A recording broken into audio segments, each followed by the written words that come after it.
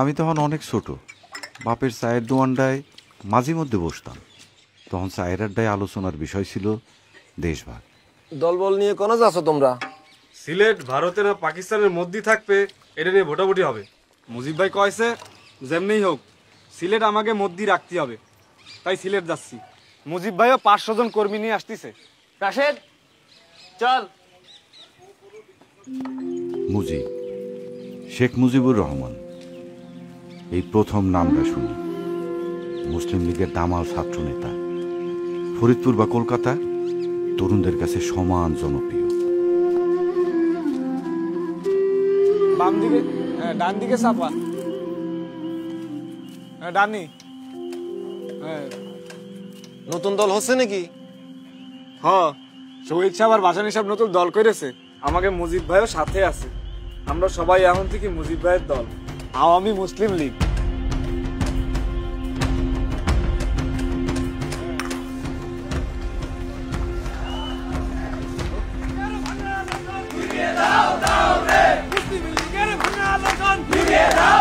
কত বড় করছে রে? 13,000 ভোটে এখন সে যুক্তফ্রন্ট গোপালগঞ্জ আসনের এমএলএ।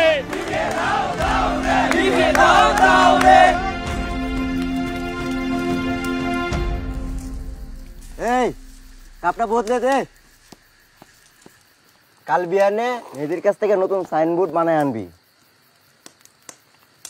কে? দলের নাম পাল্টেছে, এখন থেকে খালি আওয়ামী লীগ। দলটা এখন সবার।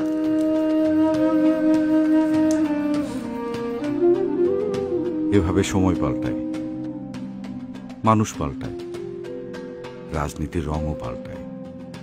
পাল্টায় না শুধু আমাকে টুঙ্গিপাড়ার সাওয়াল, জিও প্রতিজ্ঞ দূরদর্শী শেখ মুজিব।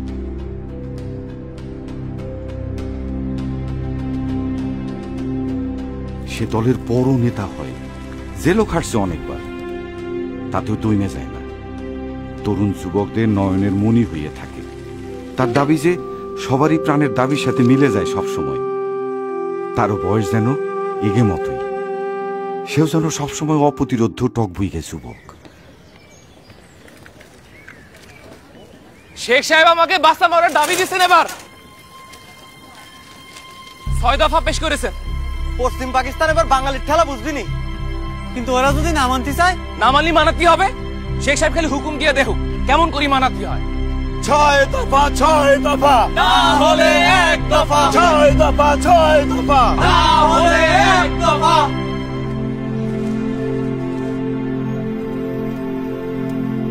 শেখ সাহেব ওরা কি ছাড়বি নে? না সাইডের উপায় আছে। ছাত্র সংগ্রাম পরিষদ শেখ সাহেবের দাবির সাথে একমত হয়েছে, 11 দফা দিচ্ছে। সারা দেশ উত্তাল এবার।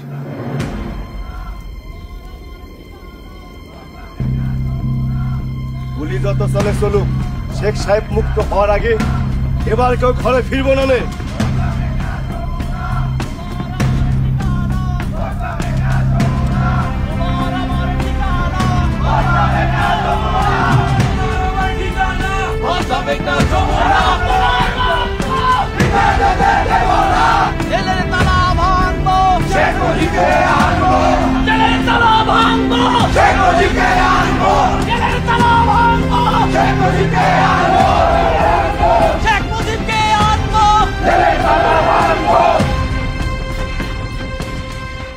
নেন চাচা, মিষ্টি খান। কিসের মিষ্টি? আমাকে বঙ্গবন্ধু সারা পাইছে। বঙ্গবন্ধু? কাকা, ছাত্ররা শেখ সাহেবরে বঙ্গবন্ধু উপাধি দিছে। বাংলার বন্ধু বঙ্গবন্ধু শেখ মুজিবুর রহমান।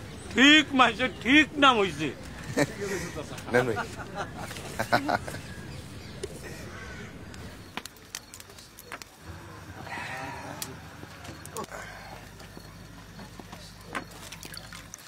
কিরে, আজকে মিষ্টি আনিস নাই? সব দোকানে খুঁজছি, কোনো জায়গায় মিষ্টি নাই, সব খাইয়া শেষ। 169টা আসনের মধ্যে 166টা যখন আমাদের বঙ্গবন্ধুরা আওয়ামী লীগ পায়, সে মিষ্টি পাবি কোন জায়গায়? তাহলে চায়ে চিনি বাড়াই দিই। আরে কারা কারা কোন জায়গা বাবা? পরান গোষ্ঠ দিয়ে বানিয়ে আনলাম, গরম গরম। আরে এবার পার্লামেন্ট হবে আমাদের, এই দিনে মিষ্টি না খালি হয়। এবারে সংগ্রাম আমাদের মুক্তির সংগ্রাম, এবারে সংগ্রাম স্বাধীনতার সংগ্রাম।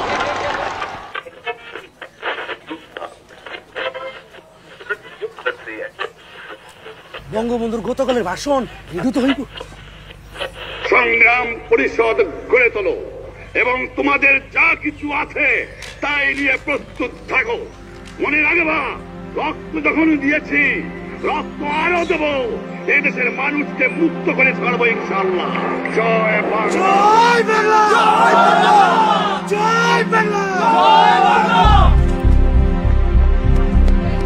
রেডিও খান কোনখানে? তাড়াতাড়ি রেডিও খান ছেড়ে দাও। আজাদ ভাই, আজাদ ভাই, রে কি হয়েছে? বঙ্গবন্ধু স্বাধীনতার ঘোষণা করে দিয়েছে। বঙ্গবন্ধু স্বাধীনতার ঘোষণা। জয় বাংলা, জয় বাংলা, জয় বাংলা, কিন্তু জয় বাংলা। খারাপ খারাপ খারাপ। কিন্তু কি? বঙ্গবন্ধুরা ওরা ধরে নিয়ে গেছে। কোন হানে ধরে নিয়ে গেছে?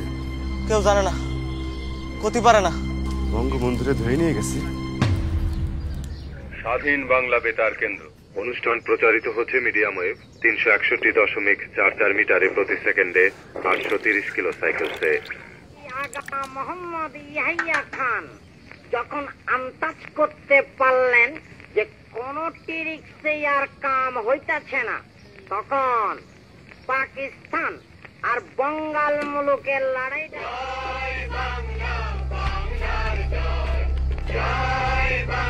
সন্ধ্যায় কলেজ মাঠে চলে আসিস, ওখানে তো সবাই একসাথে যাবানি।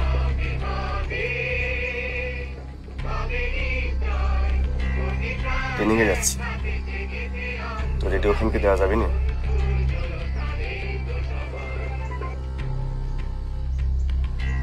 শুধু রেডিও?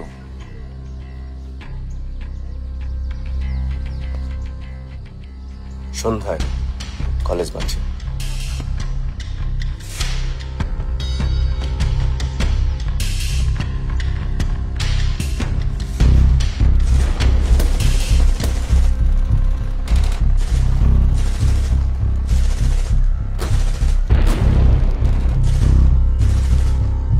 দেশ জুড়ে চলতে থাকলো হত্যাকাণ্ড।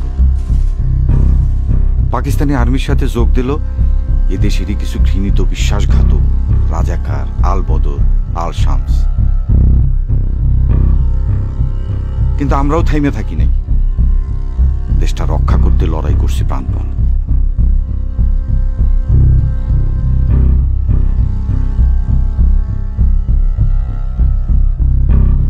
তারপর 16 তারিখে দেশ স্বাধীন হলো।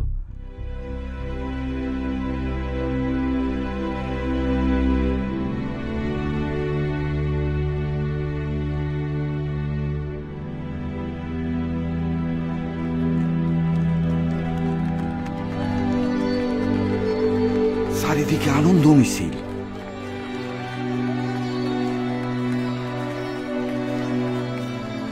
নতুন দেশ, নিজের দেশ।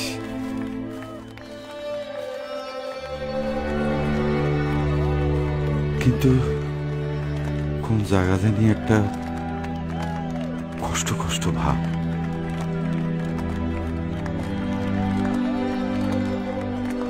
দেশটা পালাম ঠিকই, কিন্তু আমাকে নেতা কই? আমাকে জাতির পিতা বঙ্গবন্ধু শেখ মুজিবুর রহমান কই?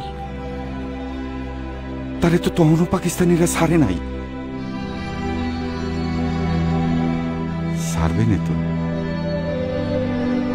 যুদ্ধ থেকে ফেরার পর যতটা না খুশি হয়েছিলাম, তার চেয়ে 1000 গুণ বেশি আনন্দ লাগতেছিল ওনারে জীবিত দেখে। বঙ্গবন্ধু দেশে ফেরলো মানেই বিজয় পরিপূর্ণ হলো। লাখো মানুষের ভিড়ের ভিতর সেদিনই আমি প্রথম দেখছিলাম তাকে। সেদিনই শেষ। আমার বাংলাদেশ আজ স্বাধীন হয়েছে, আমার জীবনের স্বাদ আজ পূর্ণ হয়েছে, আমার বাংলা মানুষ আজ মুক্ত হয়েছে। এইসব অনেক আগের দিনের কথা, সব কথা এখন আর মনে নাই। তবে এই কথা বলতে পারি, এই জীবনে যতজন যুবক দেখছি বা কথা শুনছি, আমার বঙ্গবন্ধু শেখ মুজিবুর রহমান ছিল তাগি মধ্যে সবচেয়ে বেশি তেজোদ্দীপ্ত এবং দুঃসাহসী যুবক। দাদু ধীরে ধীরে রেস্ট নিয়ে বলো, বয়স হয়েছে তো। বয়স হতে পারে কিন্তু বুড়ো হই নাই। মুজিবের তেজ যারে একবার ছোঁয় মন থেকে সে কখনো বুড়ো হতে পারে না। তার সেই আলোক শিখা এখনো মনের মধ্যে দাউ দাউ করে জ্বলে। সব বাঙালির মনের ভিতর চিরকাল এই শিখা জ্বলবে।